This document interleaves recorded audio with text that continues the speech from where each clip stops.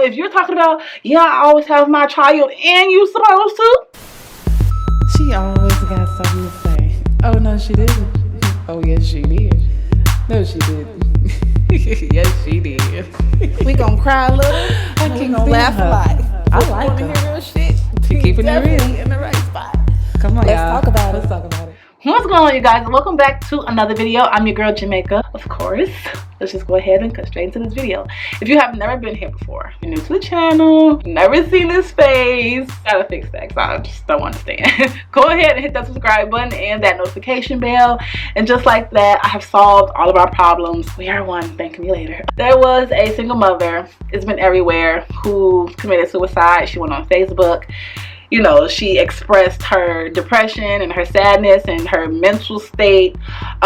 Ultimately, she committed suicide and left behind her 2 children. I want to say this. People really underestimate the stress, the anxiety, the depression that any single mother goes through. Like, that's a real thing. For people that say that's just in your head, for people to say it's only postpartum, it doesn't go beyond that, like for people not to really understand the severity of it, it's troubling. Because the younger the mother and the more kids, the higher the stress, the higher the anxiety, the higher the depression. It's cute. I tell people all the time, it's cute when you first have a baby. It's like, oh, it's a newborn, that's so cute, and everybody want to hold it. No, like once you get past that stage, it's like an onion and peeling back layers. And if you are a young mother, if you have never dealt with children and really understood and really went through that type of stress, if you have multiple kids and you're just now doing this and you have no help, that mentally is like, whew, is really, really hard. If you're thinking about having kids and you know that the father is not going to be present, or he's going to be in the streets, or he's don't want the child, then you really need to sit down and you really need to have a mature conversation with yourself, a mother, an auntie, someone you look up to. It's not just about, oh, this is my baby, I want to keep my baby. Like, it's not about it being cute. It's about, can you handle it? That's a huge responsibility. Not just I gotta pay for this child, but you have to day in and day out,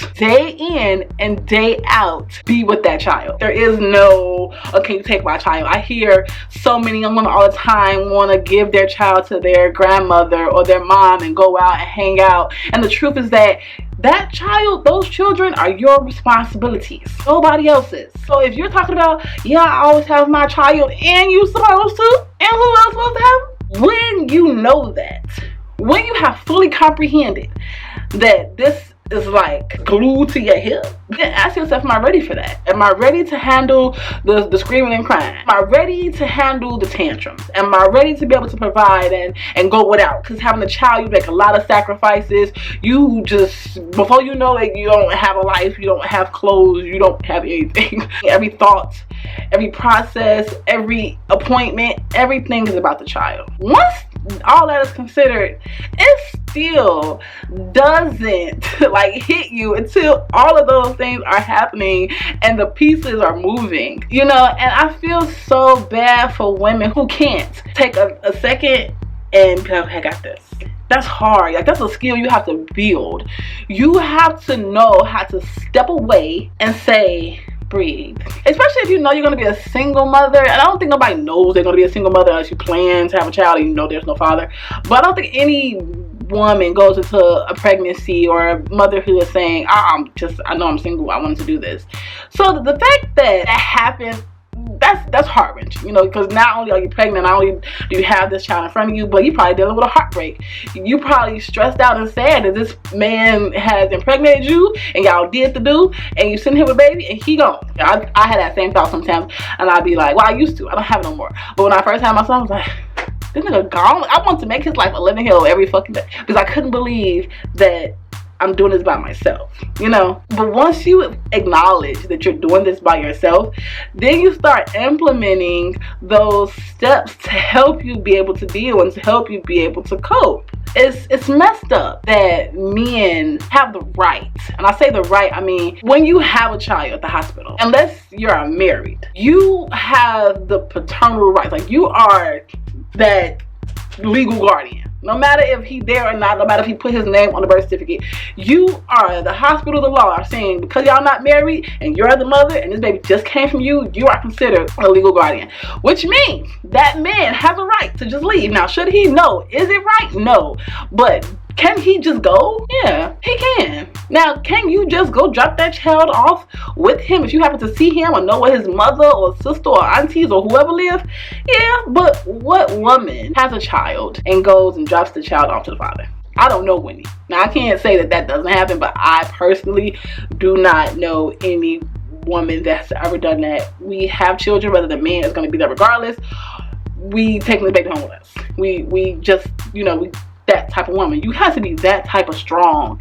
And the truth is that not everybody is. Men, I guess we can't call them men. Boys, guys, they don't know the harm. I think they're just looking at it as, oh, she's a mom, she got it. She can get assistance, she got it. Child support, she got it. I don't need to be there. You don't ever think about how the mother of your child might go crazy and kill herself or kill that child. Like, that child is still yours. I don't understand how you could bring something into this world. Like, the sperm, oh no, let's go back to sex education, came from you. I couldn't do this without your sperm. How could you knowingly have a child in this world and just walk away and think that it's okay to come back and forth when you feel like it? Motherhood has so many moving pieces. One of the major pieces that is overlooked by so many people is the mental state. It's the mental state of the mother. Love that now, when you go to doctors, they do this. I don't know if they've done this before. I guess I never paid attention. I was young when I had my first son. But when I had my second son, every time I go to the doctor and it's his checkup, they always ask, are you okay? How are you doing? Do you need help? They're always implying about my mental state. That's important. You want somebody. Like, I think family should do it too, but sometimes family is so caught up in their own worlds, as we all know, and they don't really stop to say, let me ask this new mother with 2, 3, 4 kids how she's doing. And a lot of parents are spiteful. A lot of family members are spiteful. I told you not to have them kids. Now you got to deal with them. And so they don't care what your mental state is, which is fucked up. It's just unfortunate. I'm just going to just say that. Someone needs to ask every single mother. We ain't even gonna put it on single. Every mother, are you okay? Do you need anything? Do you need a break? I don't feel like mothers are entitled to breaks. Now, let me just clear this up. You're a mother. This is your child. You had this child. You laid down and had sex and had this baby, and you vowed that responsibility to this child. You are entitled to a break. Now, do I think that mothers should be given a break? Yes. Do I feel like it should be the father's job to come in and say, hey, I'm gonna take my kid outside, I see you've been doing XYZ, let me give you a break? If you have nice parents or grandparents, they'd be like, yeah, you can drop child out, you know, you need a break, da da da. Yes, but are we as mothers, are we as parents, are we entitled to breaks? No. And I know some people who think they're entitled to have a break. Like, no, you're a mother. You're not entitled to a fucking break. If somebody gives you one, thank God. But if you don't get one, oh well, you gotta wait till your child turn 18 or 16 or whichever one they decide to leave. I think it sucks that that young woman felt like she didn't have a way out. She has different posts of her expressing herself before she decided to take her life. So at some point, not a family member or a friend, anybody checked in, slept overnight, stayed with her, took the kids momentarily, took her someplace like a psychiatric therapist. Nobody took the initiative or really probably even took her seriously enough to say, okay, let's do this. It's because people underestimate the mentality of a single mother and a young single mother at that. There's a lot more that goes to it than just dressing your kids up in motherfucking bobos and making sure they're cute. It's way bigger than that. Do not have a kid off of expectation of what you see on Instagram of a mom and daughter photo. None of that. You have to be mentally prepared for the next 18 years and then lifetime after that to be concerned about this child, to worry about this child, to be responsible for this child, to educate this child, to discipline this child, to clothe this child for the rest of their lives. When you really think about that, and if you know that I don't have the mentality I'm not going to be able to handle that type of stress or that kind of pressure, then don't have kids. Those are the red flags your mind should be telling yourself. Like, sit down and write out the pros and cons. Can you, in your head, and for the rest of your life, with everything going on today, knowing that a lot of guys these days are not taking care of their children, knowing that there's racism in the streets and your child could be shot at any given moment, be jailed at any given moment, be gunned down at any given moment, do you want to live your life with that type of stress? Are you ready to never know when you're gonna get a break? It may never happen for you. Are you ready for your child to throw tantrums and you have to decide whether to take their video game or take their video game and knock their ass the fuck out with? No, you got to make split-second decisions, because the decisions you make with your child right now ultimately affects who they are and how they turn out. Are you ready for that kind of responsibility? And it really does take a toll on you. A lot of men will never understand that type of burden. When you thought that you was going to be in something with somebody together to raise a child, and then they leave, now you by yourself. And so not only do you have that on your mind, but now you got to deal with kids, 2, 3, 4 of them, how to provide for them during the pandemic, working, daycare, crying, food, strollers, a vehicle. Like, driving me crazy just thinking about it. You have to know when to take a step back. You have to know when to collect yourself. If you don't, the devil and your thoughts will get the best of you. Even if you gotta go in the bathroom and cry or step outside and scream. However you need to let it out. Let it out. Don't be afraid to talk to somebody and say, look, I might kill myself if I have to deal with these kids. Social services is not always a bad thing. People look at social services and they think, oh, CPS come to get my kids. No, there are people in the system set up to say, let's help you. We will remove the kids. We will go put them with a family member, you know, whatever the case may be, and let's work on you. And when you are mentally prepared, when you feel like you are ready, when you got the therapy that you need, we will integrate the kids back into the home. Do not look at the CPS like they're just all bad. Yeah, I know they just come up in bad cases. We've seen it in all type of movies and shit like that. But you have to start using these things so they work for you. Use the fuck out those doctors. If they offering free therapy, okay, give it to me. I'm finna use the fuck out this free therapy. Okay, I'm finna be calling Zoom, FaceTime videos 5-6 hours a day.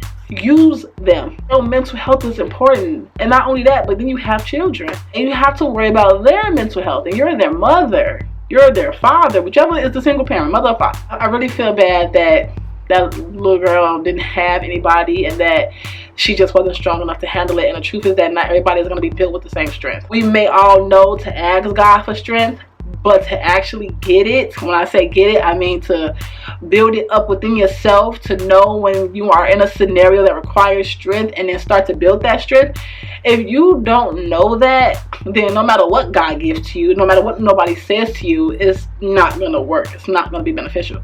So the truth is that not everybody is strong enough to handle it. Sometimes your mind gets the best of you.